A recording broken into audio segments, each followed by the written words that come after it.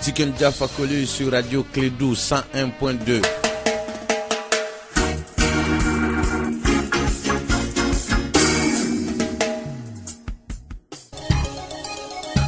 Les sports, les infos, la musique, l'actualité, le tout amusé et servi à chaud pour vous sur Radio Clédou.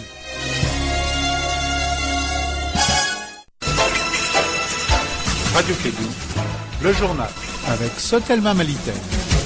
Vous l'avez entendu, mesdames et messieurs, fidèles auditeurs, inconditionel de Clédou de la matinale. Le journal de Clédou est sponsorisé par la Sotelma Malitaire. Il est présenté par Moussa Papa Abdoulaye Aidara. Et nous sommes aujourd'hui jeudi 4 mai de l'an 2017. Il est là au lendemain de la journée de la liberté de la presse. Nous, en tout cas, on continue à parler Moussa Papa Abdoulaye Aidara. Et oui, nous aussi, on continue à parler. Bonjour Abdoulaye Ondane, bonjour à toutes et à tous. Merci de nous rejoindre en ce moment, 7h à Bamako, même heure à Tombouctou. Reprise des classes par les enseignants de la fondamentale réunis au sein du syndicat signateur du 15 octobre 2016. Ceux du secondaire et du supérieur ne sont pas satisfaits du point 4 de l'accord. Et également le collectif des enseignants des régions nord du Mali ne se sentent pas concernés par l'accord. Par conséquent, ils continuent leur mouvement de grève. Opération de désenclavement hier par le président de la République. Il a lancé les travaux de construction et de bitumage de la route Bankoni, Kalakoti, Safo, Dabani et non pour un coût global de 27 milliards de francs CFA. Attendons-nous, le camp de la mission de l'ONU a été attaqué à l'arme lourde hier. Une personne a été tuée et 9 casques bleus ont été blessés. Et à l'étranger, à 4 jours du second tour de l'élection présidentielle française, Emmanuel Macron et Marine Le Pen ont confronté leurs idées, leur programme au cours d'un débat houleux et à couteau tiré. Les candidats ont mis en scène leurs divergences au cours d'un débat où les accusations ont fusé de toutes parts. Restez avec nous, les précisions dans quelques instants.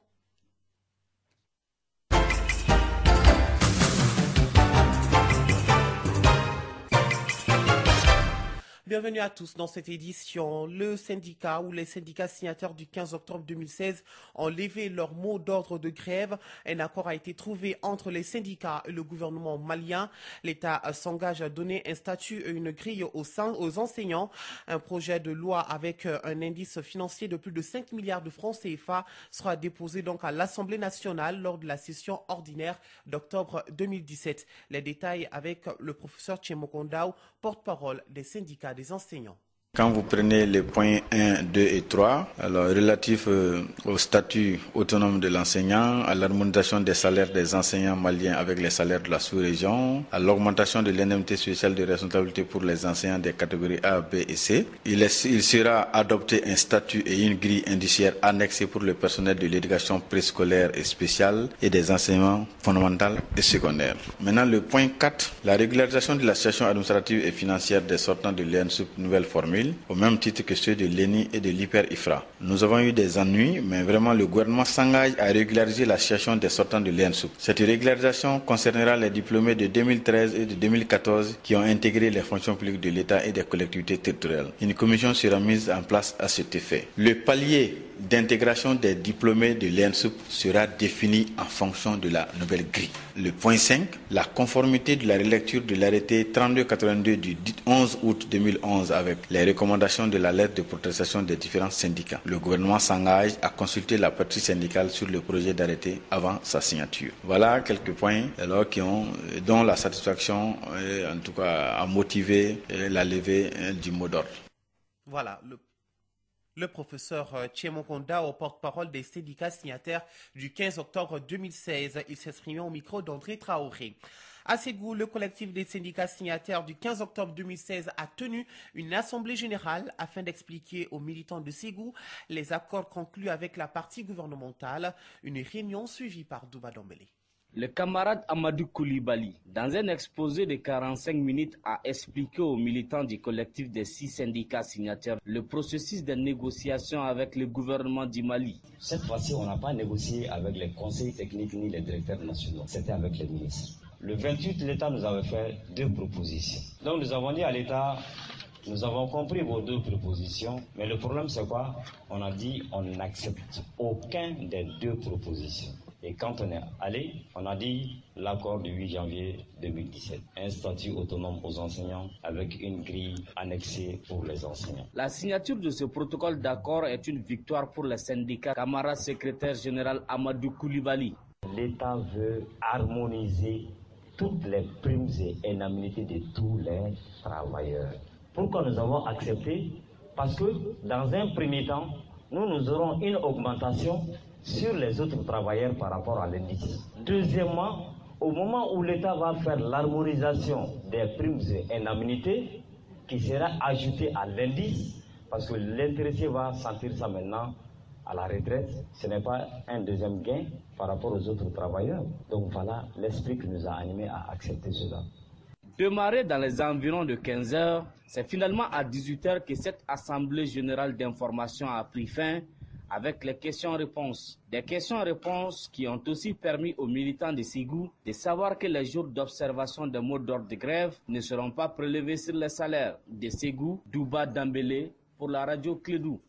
Et de son côté, la coordination des syndicats de l'enseignement secondaire COSES pense que le point 4 de l'accord relatif à la régulation de la situation administrative et financière des sortants de l'ENSoup, nouvelle formule, au même titre que l'IPR de l'ENI et de l'IPR IFRA, ne répond pas à leurs préoccupations.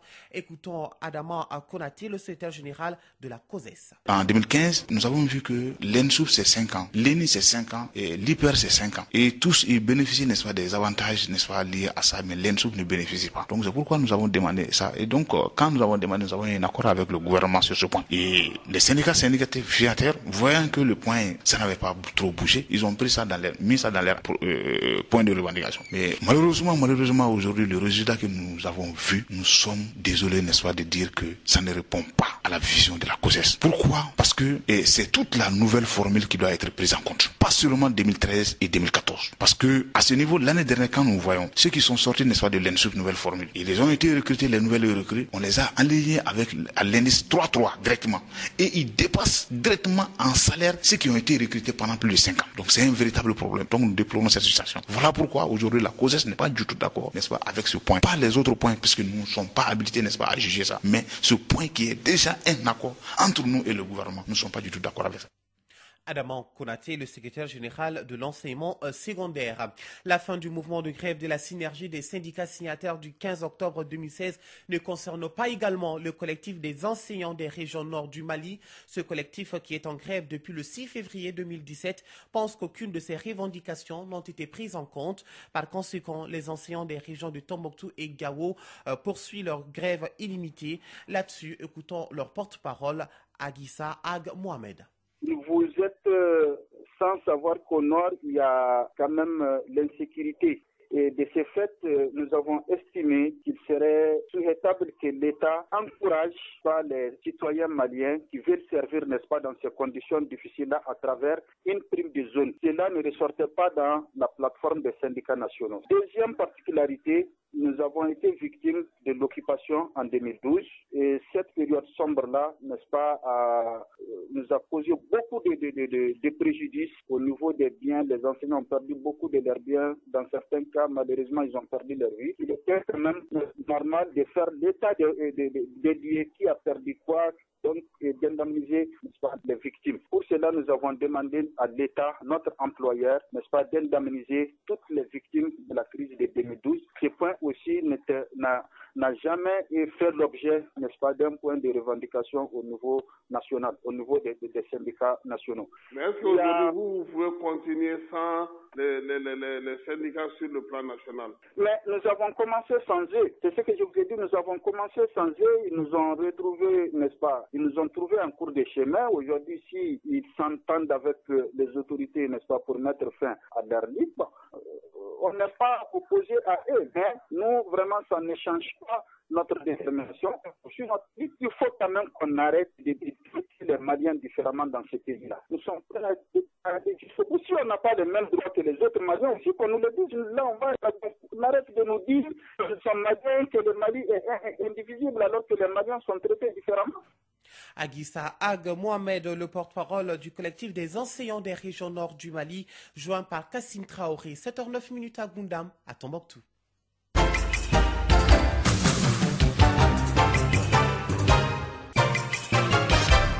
Je vous l'annonçais dans les titres, désenclavement de 5 localités autour de Bamako pour plus de 27 milliards de francs CFA avec un délai d'exécution de 15 mois. C'est ainsi que le président de la République a lancé hier les opérations de construction et de bitumage de la route Bankoni-Djalakoroji, Safo, Dabani, Nonsombougou. Le point de la cérémonie de lancement avec Arunaba. Cette route qui doit s'étendre sur 56 km passe par Bankoni, Djalakoroji, Safo, Dabani et Nosombougou. Selon les populations locales, son bitumage va permettre d'amoindrir au maximum leurs peines liées aux poussières, à la cherté des transports en commun, entre autres, et de favoriser le développement local avec la facilitation et l'écoulement rapide des produits maraîchers et l'assurance de la fluidité. Et pour Madame le ministre de l'Équipement et du Désenclavement Traoré Seynabou Diop, la réalisation de cette route fait partie des 5 projets routiers prioritaires 2016-2018 du chef de l'État, des projets entièrement financés par le budget national. Il s'agit du lancement des travaux de bitumage des routes Kalana, Kangaba, Djoulafongo, frontière Guinée, le 6 mai 2017. Kaï, Sadjoula, le 8 mai 2017. Yanfolila, Kalana, le 13 mai 2017. Barawili, Tamani, le 15 mai 2017. En effet, vous avez autorisé, Excellence Monsieur le Président de la République, chef de l'État, la mise en place d'un financement sur le budget national de plus de 123 milliards de nos francs, afin que ces 5 projets prioritaires d'une longueur de 280 km voient le jour. Les calendriers de réalisation des travaux de la route Bankoni, Djalakoroji, Safo, Dabani et Nosombougou est de 15 mois hors saison des pluies et le maire de Djalakoroji, Oumar Guino, compte sur les respects stricts de ces calendriers. Parlons à présent de la 9e édition du Conseil supérieur de l'agriculture. Les acteurs du monde agricole ont présenté le plan de la campagne agricole 2017-2018 pour validation. À l'issue de ce Conseil supérieur, le président de la République, Ibrahim Boubacar Keïta, a maintenu donc les 15% du budget national alloué à l'agriculture, la subvention des intrants et équipements agricoles. Fanta Diakité y était pour Clé de Info. Le président de la République, Ibrahim Boubacar Keïta, se réjouit du bilan record de la campagne passée. Cependant, il a encore insisté auprès du ministre de l'Agriculture pour la bonne gestion des intrants subventionnés. Malgré l'effort qui est fourni déjà par le département, là un secteur sur lequel vous devez veiller comme sur la prunelle de vos yeux, avec beaucoup de rigueur, la qualité, la justice, l'impartialité, l'objectivité doivent être les critères dans ce domaine-là. Donc des intrants propres, de bonne qualité, qui ne portent préjudice ni à la terre ni aux productions et ne mettent pas en danger la vie de notre peuple. Ainsi, la nouvelle campagne 2017-2018 mettra un grand accent non seulement sur la politique d'accroissement des rendements de production à l'hectare à travers la réduction des superficies, mais aussi sur la modernisation de notre agriculture. Cela demande un budget conséquent pour cette nouvelle campagne. Dr Nando Dambélé, ministre de l'Agriculture. Le coût global des 2 plans de campagne, c'est-à-dire production végétale plus production animale, aquacole et halieutique, 287,7 milliards. La part de l'État s'élève à peu près à 153,7 milliards, soit à peu près 53,4%, dont 89,8 milliards de francs CFA en termes de subventions qui se composent comme suit. Subventions intrants agricoles, 53,5 milliards, dont 10 milliards pour l'élevage et la pêche. Subventions équipements agricoles, 6,3 milliards de francs CFA. La part des producteurs est de 134 milliards. À l'issue de cette 9e session du Conseil supérieur de l'agriculture, le président Keïta a donné le ton. Le programme de campagne agricole 2017-2018 est validé. Le programme d'équipement des exploitants agricoles antimatériels, de mécanisation et de motorisation est validé. Le programme de subvention des intrants agricoles se poursuivra. Le programme de création de nouveaux villages et de CRP est validé. Le programme de recrutement de 500 agents est validé. Que la dotation de 15% du budget national est validée. Il ne reste que pour nous tous de souhaiter une bonne campagne agricole 2017-2018. Actualité sur un autre plan, situation sécuritaire du Mali, 1 mort et 9 blessés, c'est le bilan de l'attaque terroriste au mortier ou roquette lancée contre le camp de la MINUSMA à Tombouctou. Tous les 9 blessés, dont 4 grièvement, sont les casques bleus du contingent libérien. Kassim Traoré pour plus de précisions.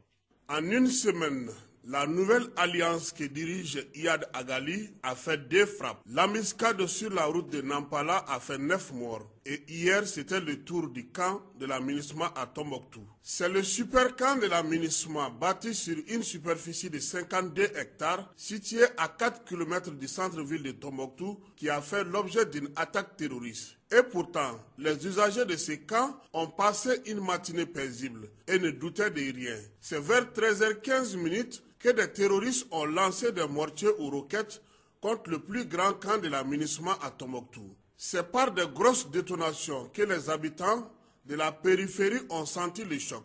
Une grande fumée a brouillé le ciel vers l'aéroport de la ville. Selon les responsables à la communication de la MINUSMA, 6 obus ont atterri sur leur super camp. Le bilan est d'un mort, 9 blessés parmi les casques bleus, dont 4 grièvement qui ont été évacués à Bamako. Des dégâts matériels ont été également causés. Les casques bleus touchés dans cette attaque sont tous du contingent libérien. Aucun personnel civil n'a été affecté. Par la suite, la MINUSMA a renforcé la protection du camp et déployé des moyens aériens de reconnaissance pour identifier la zone où les tirs ont été lancés. Par ailleurs, à Gao, dans la nuit du 2 mai 2017, aux environs de 20h, des individus non identifiés ont ouvert le feu sur un groupe de jeunes au 4e quartier, à la place Giganchor, non loin du consulat d'Algérie. Le bilan est de 2 morts et des blessés admis en urgence à l'hôpital de Gao. Merci Kassim Traoré, c'est ce qui nous conduit à l'actualité étrangère pendant qu'il est 9h16 en France. Le traditionnel débat télévisé de l'entre-deux tours de la présidentielle française s'est tenu hier 3 mai à Paris. Sommet de convaincre les indécis et les abstentionnistes pour remporter l'élection de dimanche. Emmanuel Macron et Marine Le Pen se sont livrés un duel féroce, voire violent. Elle s'est employée à faire d'Emmanuel Macron l'enfant chéri du système des élites. Le débat a vite tourné en un échange violent entre les deux candidats. Les interventions de la candidate FN ont souvent tourné au réquisitoire sur les grands dossiers industriels comme sur la politique, l'économie sociale. Rarement un débat télévisé n'a été aussi houleux.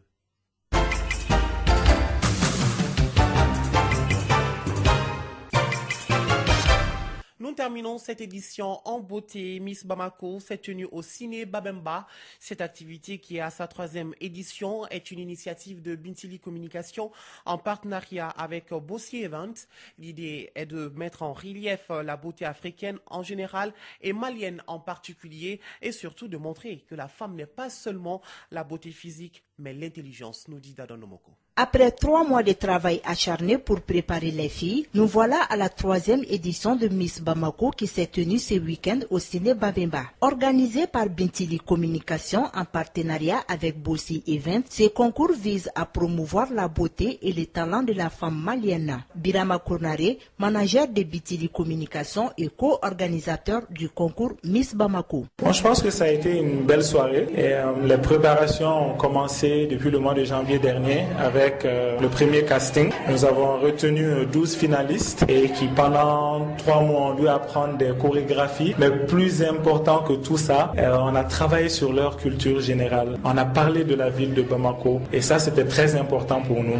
D'où le quiz de culture générale que nous avons organisé cette nuit. En plus de la mise de ces 2 dauphines, nous avons remis un prix spécial. Donc c'est important. La beauté ne suffit pas. On veut de jeunes Bamakoises belles et intelligentes avec un esprit critique. Voilà, c'est l'objectif premier de ce concours Miss Bamako. Fatou Faye, membre du jury. Je trouve que c'est une très bonne initiative. Au-delà de mettre en valeur et en avant la beauté de la femme africaine, elle incite vraiment les jeunes à aller au-delà d'eux-mêmes, à faire des performances, à se cultiver. Après les différentes étapes, Bolo Touré a été élue Miss Bamako 2017. Quand même, je suis très contente.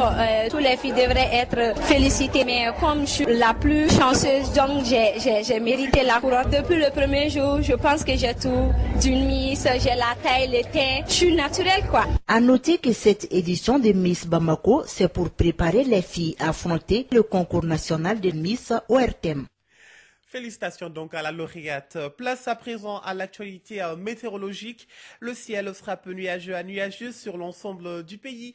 Les vents seront de direction sud-ouest d'intensité faible à modérée sur l'ensemble du territoire, excepté les régions de Tombouctou Nord, Taoudéni et Kidal, où ils seront de régime nord-est. La visibilité sera légèrement réduite par la poussière en suspension dans les régions de Tombouctou, Taoudéni, Kidal, Gao, Menaka, environ 8 km, et bonne sur le reste du territoire. Des orages isolés accompagnés de pluies d'intensité faible à modérée interviendront en fin d'après-midi ou la nuit dans la région de Sikasso. Des orages associés de pluies d'intensité faible à modérée se produiront au cours de la nuit ou demain dans la matinée dans les régions de Kai, Kai Sud, Koulikoro, Ségou, Mopti, Gao et Kidal Sud. Et sachez bien que les températures seront en légère baisse sur l'ensemble du pays. Et quant au district de Bamako et environ, le ciel sera peu nuageux à nuageux avec un vent de direction sud-ouest d'intensité faible à modérée. La visibilité sera bonne. Des orages isolés accompagnés de pluies d'intensité faible à modérée interviendront au cours de la nuit ou demain dans la matinée. Les températures maximales et minimales prévues pour la journée sont respectivement de 38 et 25 degrés.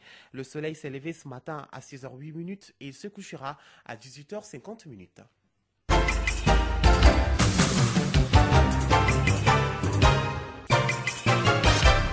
L'actualité reste en continu sur les www.info-mali.com et vous pouvez retrouver ce journal sur YouTube également. Merci à vous d'avoir suivi cette édition qui vous a été présentée par Moussa Papaïdara sur une mise en onde d'Abdoulaye Ondane. La pensée du jour. Cours après tes rêves. Si tu ne les atteins pas, au moins tu mériras. Bonne journée à tous.